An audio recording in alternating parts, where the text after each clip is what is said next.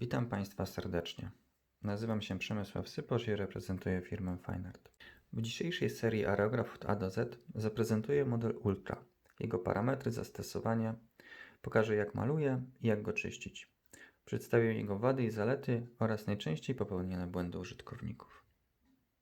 Aerograf Ultra jest jednym z najtańszych aerografów produkcji niemieckiej. Występuje w wersji z górnym zbiorniczkiem i zdolnym. Ale dziś skupimy się na tym ze zbiorniczkiem górnym. Model ten występuje w dwóch konfiguracjach. W wersji solo sam aerograf, do niego dostajemy takie pudełko. Mamy tutaj dodatkowe miejsce na zbiorniczek i konwersję na dyszę 0,4. W wersji 2 w 1 wygląda to tak. Pudełka przez producenta były dosyć często modyfikowane, więc możecie się spotkać z takimi, gdzie wersja solo jest w takim bardzo malutkim opakowaniu, ewentualnie wypełnienie żółte. Oczywiście na czas kręcenia tego filmu wyglądają one tak, ale w przyszłości mogą być delikatnie zmodyfikowane.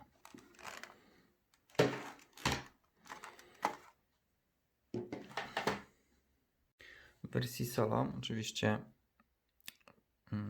dostajemy tylko sam aerograf ze zbiorniczkiem 2 ml oraz dyszą 0,2 mm. W wersji 2 w 1 oprócz samego aerografu dostajemy jeszcze dodatkowo zbiorniczek 5 ml i zestaw dyszy 0,4. W skład zestawu wchodzi iglica, dysza i korpus dyszy. Przed zakupem warto się zastanowić, czy nie wybrać wersji 2 w 1, z tego względu, że ten zbiorniczek wychodzi praktycznie gratis.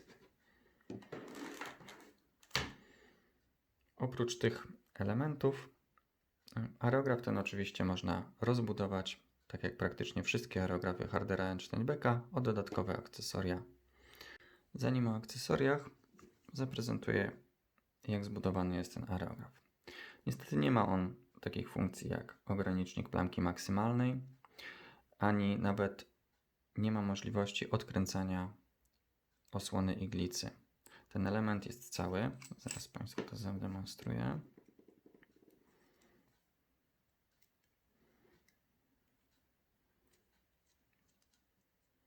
Korpus dyszy mamy w całości. Nie ma możliwości go podzielenia. Tak wygląda dysza. Ta uszczelka, którą tutaj Państwo widzicie, we wcześniejszych modelach jej po prostu nie było. Także jeżeli macie jakąś wersję starszą, to nie zdziwcie się, jeżeli tej uszczelki po prostu tutaj nie będzie. Nie pełni ona funkcji uszczelniającej. Ma nam pomóc tylko w dokręcaniu i odkręcaniu tego elementu, tak aby metal o metal się nie zakleszczał. Aerograf ten nie ma również regulacji ciśnienia. Zbiorniczek jest wtykany, więc należy pamiętać, aby te elementy były bardzo czyste, zanim włożycie jedno w drugie, ponieważ zaschnięta farba może nam zrobić dystans i ten zbiorniczek może nam po prostu wylecieć. Tak zamocowany dosyć dobrze się trzyma, nie wypada. Nie należy oczywiście kręcić. Tak jak widzicie, ten otwór nie jest okrągły. Tutaj ten element mamy okrągły, więc jeżeli będziemy kręcili, to wyrobimy to w taki sposób, że będzie nam się pojawiała tutaj farba. Dzięki temu, że nie ma tutaj zbyt wielu dodatkowych funkcji regulacji, jest to aerograf bardzo prosty. Polecamy go głównie osobom początkującym. Dosyć trudno jest go uszkodzić, a nawet jeżeli coś uszkodzimy, to części zamienne są w miarę tanie. Aerograf ten do kompresora możemy podłączyć na dwa sposoby. Albo standardową złączką, która jest dodawana do zestawu, w ten sposób. Albo jeżeli nie dysponujemy takim przewodem z szybkozłączem, możemy tę końcówkę odkręcić. Proponuję zawsze przytrzymać zaworek, żeby nie odkręcić przypadkiem zaworka. I przykręcamy klasycznym przewodem.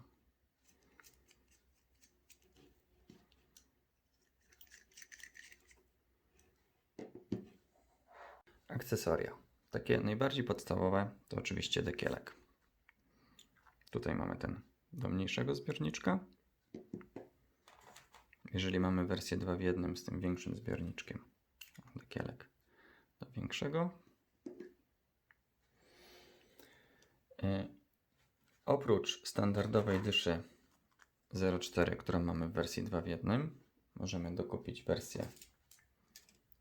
konwersję na dyszę 0,6 oraz 0,15. Tutaj mam taką od Infinity i chciałbym Państwu zademonstrować, że aerograf ten można zmodyfikować. Bardzo fajną rzecz. To moim zdaniem bardzo się przydaje. Ponieważ jedynej rzeczy, której brakuje mi w Ultrze, to jest ta możliwość malowania z iglicą na wierzchu. Ten korpus nam to niestety uniemożliwia. Dlatego proponuję zamontowanie korpusu od Infinity. Niestety nie możecie dokupić samych wąsików. Tych występują one osobno. Niestety w żaden sposób nie zamontujecie ich tutaj. Dlatego potrzebny jest Wam cały korpus. Link do tych elementów oczywiście zamieszczę pod filmem. Przykręcamy całość.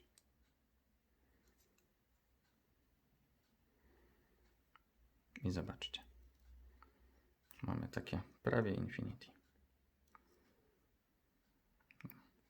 Dzięki temu teraz możecie praktycznie dotknąć do malowanej powierzchni i ciągnąć bardzo, bardzo precyzyjne linie. Dodatkowo, gdy Wam coś zaschnie na iglicy, macie bardzo fajną możliwość ściągnięcia zaschniętej farby w ten oto sposób. Gdy przejdziemy do malowania, pokażę Wam, jak to zrobić.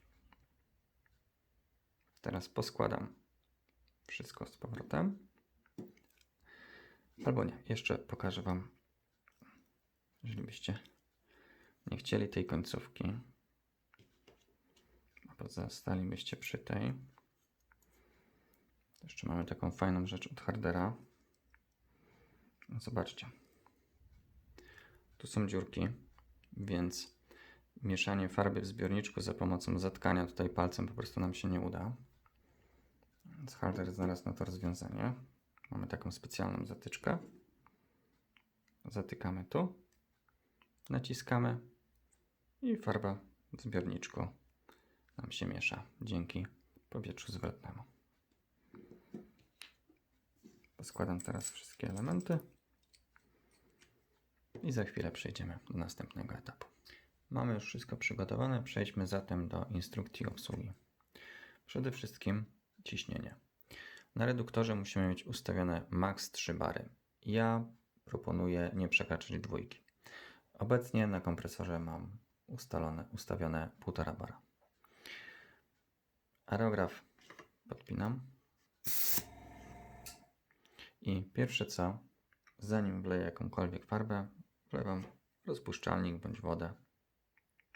Sprawdzam, czy przypadkiem jakieś elementy się nie porozkręcały, a po zalaniu rozpuszczalnika będę miał pewność, czy na przykład nie poluzowała nam się dysza. Naciskam, nie ma w środku bąbelków. Sprawdźmy, czy leci. Jest wszystko w porządku. Także spokojnie będę mógł zalać farbę. Do testów używam farbki Aerocolor z fajnym zakraplaczem. Zaciągam kilka kropelek, wlewam.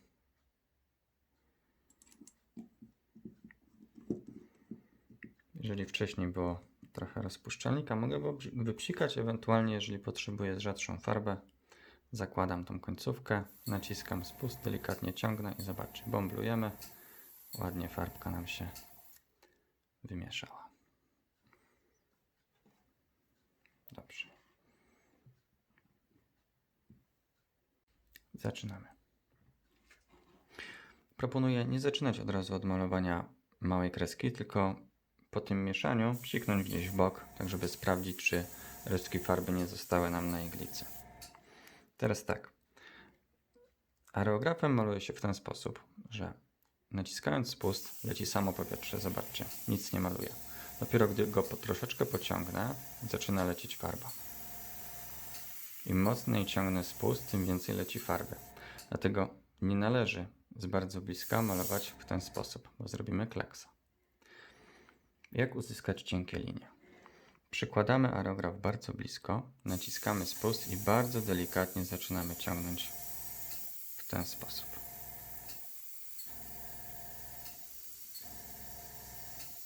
Jeżeli nie wychodzi Ci od razu, nie przejmuj się. Poćwiczysz troszkę i na pewno Ci się uda. Pamiętaj, że cienkie linie uzyskać można tylko bardzo dobrej jakości farbami. Nie można lać byle czego. Byle co można sobie nalać do dyszy 0,4, 0,3, 0,2 i mniejsze wymagają bardzo dobrej jakości farby. Zobaczmy teraz, jak uzyskać coś grubszego. Ogólna zasada polega na tym, że jeżeli chcemy uzyskać cienką linię, przykładamy aerograf bardzo blisko i bardzo delikatnie ciągniemy spust do tyłu. Im grubszą linię chcemy uzyskać, tym bardziej oddalamy aerograf i mocniej ciągniemy spust w ten oto sposób. Możemy poćwiczyć sobie coś takiego.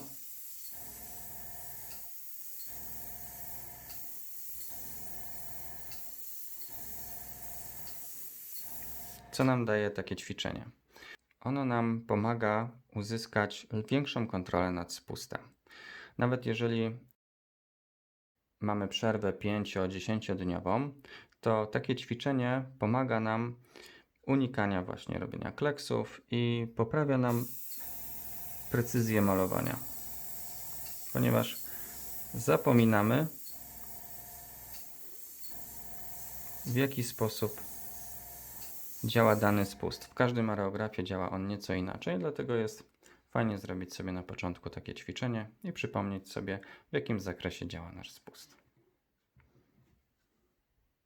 Wezmę teraz nową kartkę. Zobaczę, jaką najmniejszą linię uda nam się uzyskać i jaką najszerszą.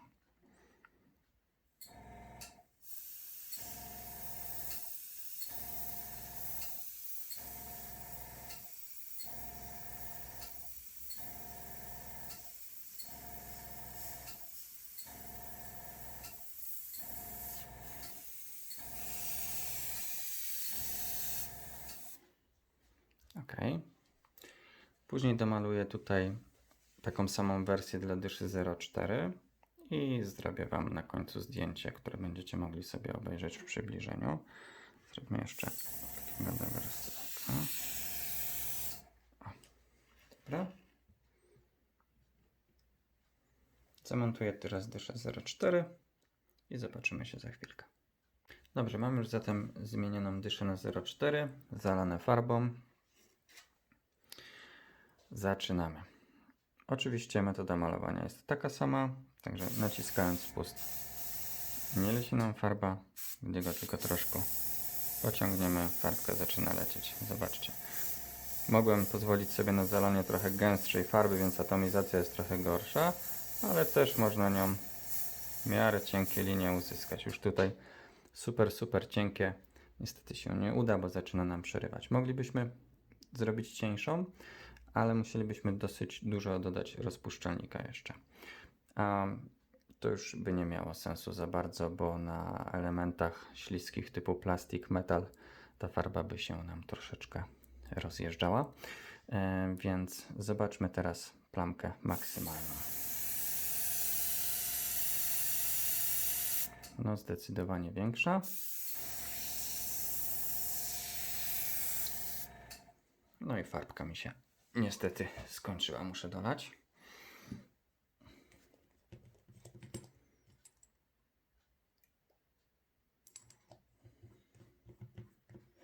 Dlatego właśnie jest ten zbiorniczek 5 ml. 0,4 szybko zużywa nam farbę. Spróbuję jeszcze raz.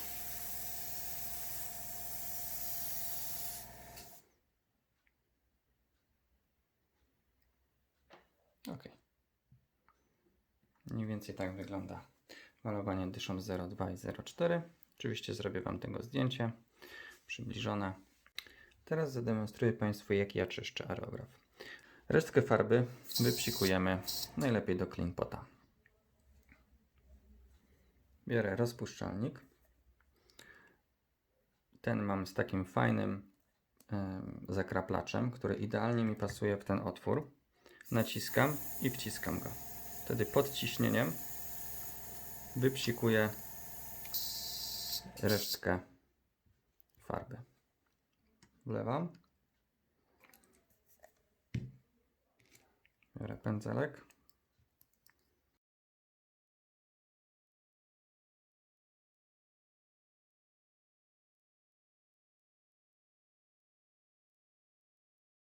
Możemy wziąć patyczek do uszu.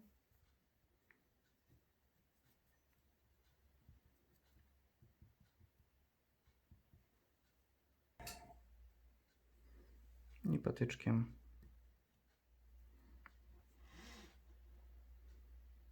nie wiem, czy widać. Ok. W ten oto sposób pięknie zbieramy tą lekko przyschniętą farbę. U mnie jest dość gorąco, więc szybko nam to zaschło.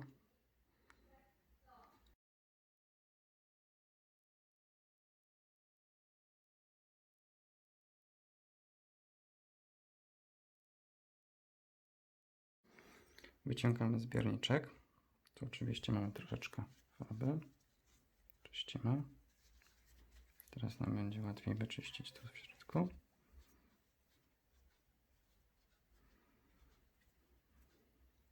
I ok.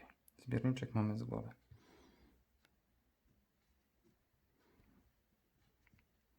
Teraz zostało nam wyczyścić ten element. Ten element również czyszczę patyczkiem do uszu.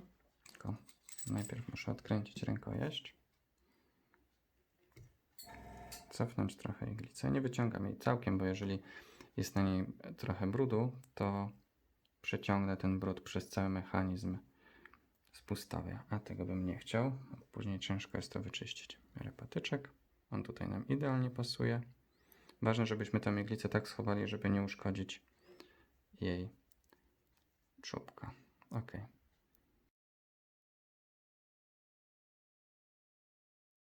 Jeżeli używamy farb takich,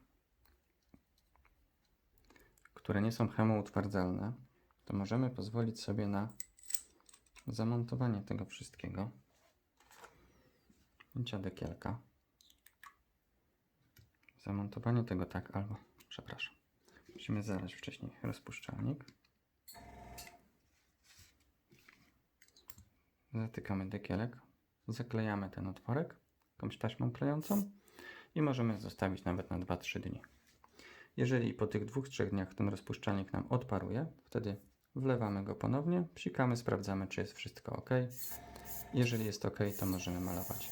Gdyby, nie daj Boże, okazało się coś takiego, że naciskamy spust i on nie chce nam się ruszyć, to znaczy, że ta iglica skleiła nam się z tą uszczelką wewnętrzną, która jest tutaj. Nie ciągniemy tego na siłę, należy wtedy poluzować ten element i delikatnie przekręcić w ten oto sposób. Odkręcamy ten przód i wypychamy iglicę wtedy do przodu i wówczas ją wyczyścimy. A teraz zademonstruję dalszy proces czyszczenia, jeżeli używamy farb chemicznych. No to wymaga niestety dokładnego wyczyszczenia dyszy. Więc tak, odkręcamy to, luzujemy delikatnie, to sobie ściągniemy, żeby nam nie przeszkadzało. Odkręcamy dyszę. Cyk. Widzicie, jest tutaj jeszcze troszkę farbki, ale dzięki temu, że zalaliśmy ten rozpuszczalnik, ona prawdopodobnie by nam nie zaschła przez te kilka dni. Ale jeżeli chcemy zostawić go na dłużej, to musimy to wtedy bardzo, bardzo dokładnie wyczyścić. Ja wypycham iglicę do przodu.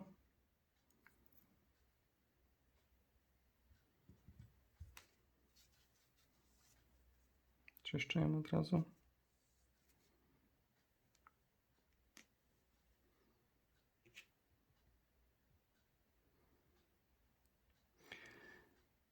Zobaczcie tutaj. Mamy dwa otwory. Jeden ten okrągły, nim wylatuje nam farba. A tam z boku, z tej strony, może złapię jakąś ostrość. Ok. Tam mamy kanał powietrzny. Bardzo ważne jest, żebyśmy nie odkręcali tego elementu, gdy mamy farbę w środku, ponieważ z tego dużego otworu okrągłego przeleci nam farba do tamtego powietrznego. W skrajnych przypadkach, jeżeli używamy bardzo lepkich farb, jeszcze do tego chemoutwardzalnych, możemy zatkać ten kanał tak, że po naciśnięciu spustu nie będzie nam leciało powietrze. I kanał taki jest bardzo ciężko wyczyścić. Do wyczyszczenia tego kanału okrągłego, w którym leci farba, używam wyciorka. Tutaj mamy taki fajny zestaw od Hardera Steinbecka. Numer jego to jest 217410. Tutaj mamy dwa wyciorki. Jeden jest taki podwójnej grubości. Dzięki temu, że mamy tutaj taki opór, nie wepchniemy tego wyciora za daleko. Tutaj w tym miejscu jest uszczelka wewnętrzna. Wiele osób używa takiego tradycyjnego wyciora i przepycha go na siłę. Zobaczcie, tutaj mamy metalowy element, który jest jeszcze zawinięty. On jest dużo grubszy niż iglica. Jeżeli wepchniemy go w tą uszczelkę, ją po prostu rozepchniemy. Więc jeżeli masz taki objaw, że tutaj w spuście pojawia ci się farba, to znaczy, że rozepchnąłeś tą uszczelkę. Niestety nie da się jej w harderze dokręcić, ona nie uszczelni się mocniej, trzeba ją po prostu wymienić. Tym wyciorkiem, wkładając go w ten sposób, tutaj mamy opór i on dalej najzwyczajniej w świecie nie wejdzie. Czyścimy to parę razy. OK. Możemy przepłukać, ewentualnie użyć pędzelka i ten element mamy czysty. Dysza. Tutaj mamy tak, korpus dyszy, do którego oczywiście idealnie pasuje nam patyczek do uszu. Zobaczcie. Tyk. Ja to robię sobie w ten sposób, że zakraplam troszkę, żeby te włoski wszystkie zniwelować. I ładnie czyszczę sobie korpus. Oczywiście te otworki tutaj też. Jeżeli nam coś tutaj przyschnie, używamy tego drugiego wyciorka w ten oto sposób.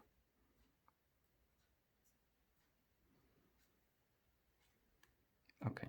I ten element mamy czysty.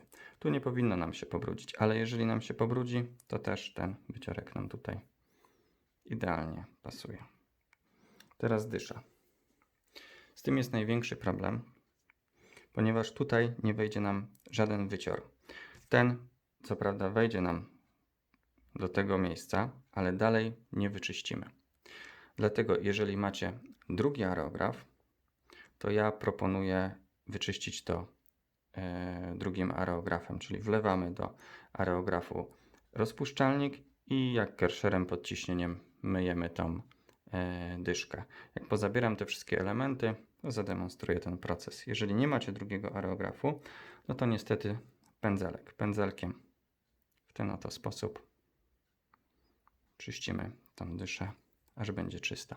Ewentualnie możemy zanurzyć ją w rozpuszczalniku, ale nie dłużej niż na godzinę. Wydmuchujemy i to wszystko. Jeżeli używamy farb chemoutwardzalnych i nie daj Boże zaschło nam tutaj w tej dyszy, możemy użyć czegoś takiego, co my nazywamy skrobakiem.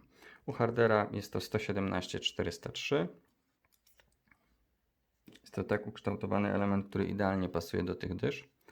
Wkładamy go do środka i uwaga, nie przepychamy na siłę, ponieważ możemy z łatwością uszkodzić dyszę. Robimy to bardzo delikatnie i delikatnie kręcimy.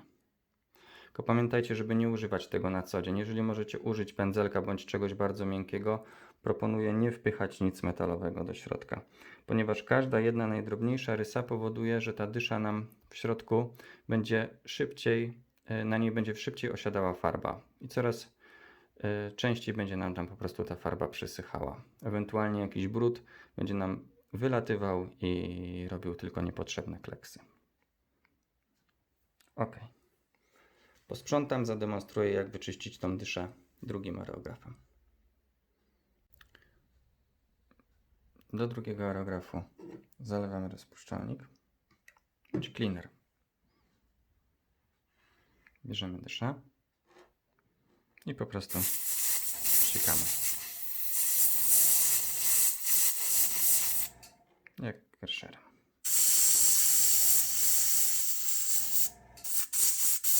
W ten oto sposób. Możemy spróbować też w drugą stronę wydmuchać.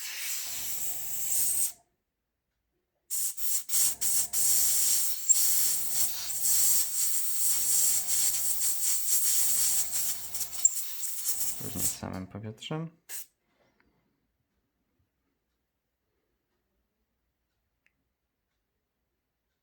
Czyściutko.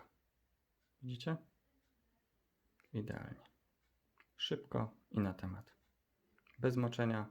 Moczenie powoduje, że tam się osadza wewnątrz, na zewnątrz trochę jakieś tam mikroskopijne części rozpuszczalnika plus farby. Jeszcze nie daj Boże, jak to jest lakier bezbarwny. Potem to narasta i jest tylko gorzej. Moim zdaniem ta metoda jest najlepsza. Montaż po czyszczeniu. Ja zaczynam od iglicy. Wkładam ją od przodu. Pamiętajcie, że nie w każdym aerografie tak się da. Dotyczy to Ultry i większości HS-ów, że można w ten sposób. Niestety niektóre aerografy innych producentów nie pozwalają na montaż iglicy od tej strony. Więc tak, wkładam iglicę tak, aby jej czubek schował mi się tam głęboko. Delikatnie przykręcam tą śrubę, żeby mi nie latała. Wkładam dyszę w korpus dyszy i przykręcam. Pamiętajcie, aby nie używać do tego siły. Dlaczego? Otóż, jeżeli będziecie bardzo mocno to dokręcali, to potem będziecie musieli coraz mocniej dokręcać. Tam jest uszczelka teflonowa, która będzie się Wam ściskać, aż w końcu przestanie uszczelniać. Dopycham teraz iglicę w taki sposób, abym delikatnie poczuł opór. Zakręcam. Nakrętka i zbiorniczek. Gotowe. Teraz powiem Wam, czego absolutnie nie wolno robić w tym aerografie, bo inaczej go uszkodzicie. Przede wszystkim tak. Nie wolno odkręcać tego elementu, gdy mamy w środku farbę, już o tym mówiłem, i gdy mamy tutaj iglicę. Teraz zobaczcie, jeżeli ja to nakręcę, istnieje ryzyko, że iglica delikatnie przesunęła nam się do przodu i niestety rozepchnie nam dyszę. W takim przypadku, jeżeli zobaczycie, że ten element jest niedokręcony, nie nakręcajcie go na iglicę. Cofnijcie ją troszeczkę, zakręćcie i dopiero wtedy dopychajcie. Zwróćcie też uwagę, czy spust na pewno Wam wrócił do przodu. Jeżeli on stanie w tym miejscu, a Wy przykręcicie, będziecie mieli tutaj taki luz. I teraz puszczając w ten sposób będziecie rozpychali tą dyszę i ona też Wam pęknie. Także to są dwa najistotniejsze elementy, o których musicie pamiętać, żeby ich nie odkręcać podczas malowania bądź nie dokręcać na siłę. Na koniec bonus. Jeżeli rozebraliście aerograf na części pierwszej i macie problem z jego poskładaniem, bądź jesteście ciekawi, z jakich elementów on się składa, a teraz Wam wszystko zademonstruję po kolei. Przede wszystkim uszczelka wewnętrzna. Mamy taką śrubkę, do której wkładamy uszczelkę teflonową.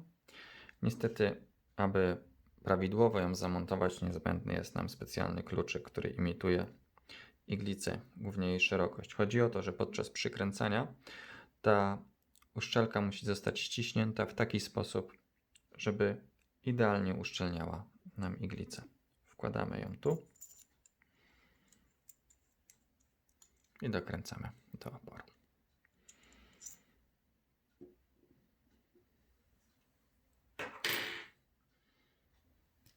Teraz zaworek. Zaworek składa się z 4 elementów plus uszczelki. Na zaworku mamy uszczelkę teflonową. Pamiętajcie, że gdy rozbieracie, odkręcacie ten zaworek, może się zdarzyć, że ona przyklei nam się w tym miejscu. Więc podczas czyszczenia, jeżeli zobaczycie, że nie ma jej tu, to zwróćcie na uwagę, czy nie ma jej tutaj, bo będziecie gdzieś przekładali, może Wam wylecieć, potem nie zauważycie, będziecie składali i rozczarowanie, że powietrze cały czas ucieka nam przez zaworek. Czyli ta uszczelka jest bardzo ważna. Tutaj mamy sprężynkę, czpień i nakrętkę mocującą. Wkładamy nasz czpień, sprężynkę i nakrętkę mocującą. Tutaj płaski śrubokręt i dokręcamy do oporu, potem raz, dwa, trzy obroty z powrotem. Sprawdzamy, ładnie nam odbija. Jeżeli chcielibyście, aby spust był twardszy, możecie dokręcić mocniej, ale nigdy nie dokręcajcie na maksa, dobra? Bo będzie Wam tutaj ten trzpień się bardzo szybko wycierał i po prostu po pewnym czasie będzie on taki krótki, że spust nie będzie w stanie otwierać Wam powietrza. Tego proponuję tak mniej więcej w połowie. Przykręcamy.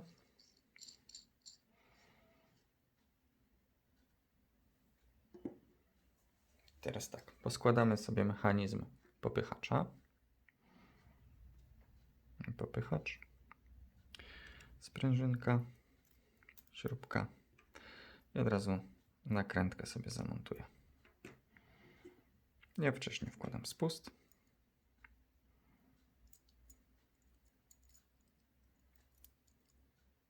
O, jak na złość nie chcę wskoczyć na swoje miejsce. O, jest. W ultrze jest o tyle to dobrze, że możemy go włożyć obojętnie którą stroną. Spychamy nasz mechanizm i dokręcamy. Sprawdzamy, czy wszystko działa. Zaworek nam odbija. Mechanizm popychacza też nam odbija nasz spust.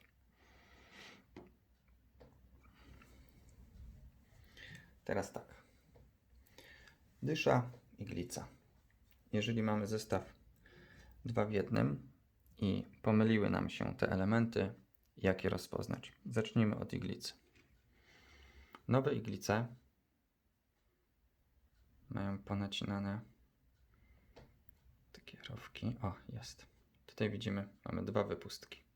Oznacza to, że to jest dysza 0,2. Iglica 0,2. Tutaj. No, złap mi ostrość. Tutaj mamy 4. Oznacza to, że to jest iglica 0,4. Z dyszą jest podobnie.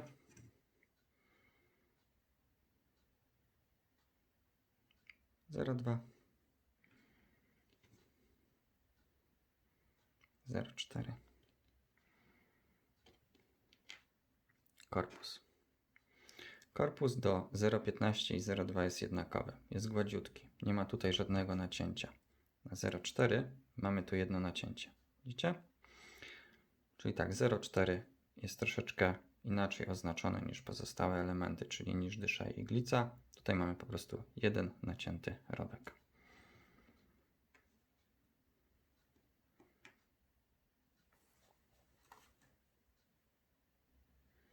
Gdybyście mieli korpus dyszy 0,6,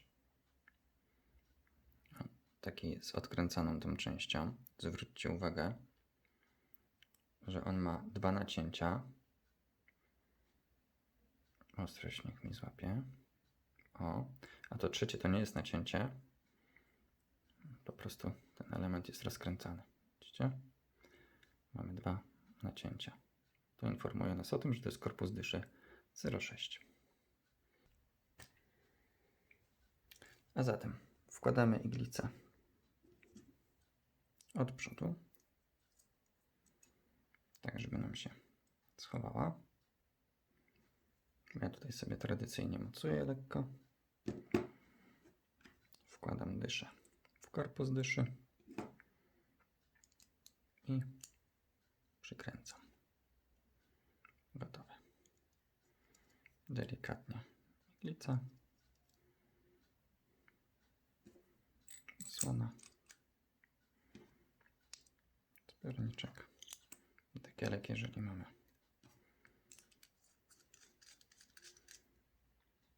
Szybko złączę. nasz zestaw 0,4 wraca do pudełeczka.